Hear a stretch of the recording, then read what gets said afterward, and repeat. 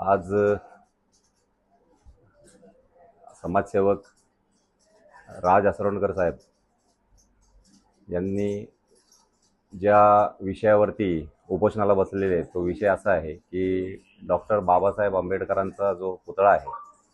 तो काही बिंडोक लोकांनी तो स्मशानभूमीमध्ये बसवलेला आहे आणि ज्या महामानवानी आम्हाला त्या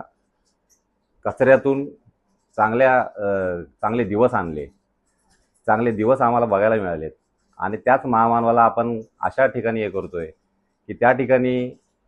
ज्या बाबासाहेबांनी जे पुरोगामी विचाराने जे चालतात त्या विचारांना धरून त्या विषयावरती तो पुतळा, बाबासाहेबांचा पुतळा कुठे बसवावा आणि कुठे नाही, अख्ख्या जगामध्ये असं कुठलं स्मशानभूमी नसेल की त्या स्मशानभूमीमध्ये बाबासाहेबांचा पुतळा बसवला असेल. तर ही खूप मोठी शोकांतिका आहे की आपला समाज या विषयावरती अजूनपर्यंत एकवटलेला नाही आहे आणि ती ताकद आपल्याला या विषयावरती ती दाखवणं खूप गरजेचं आहे. डॉक्टर बी आर आंबेडकर फोर्सच्या वतीने मी राज असरोणकर यांना पूर्णपणे समर्थन देतो आणि पुतळा स्मशानभूमीमधून हटवलाच पाहिजे, तो तिथे कोणत्याच परिस्थितीत ठेवला नाही पाहिजे. यासाठी आम्ही त्यांच्यासोबत राज साहेबांसोबत आम्ही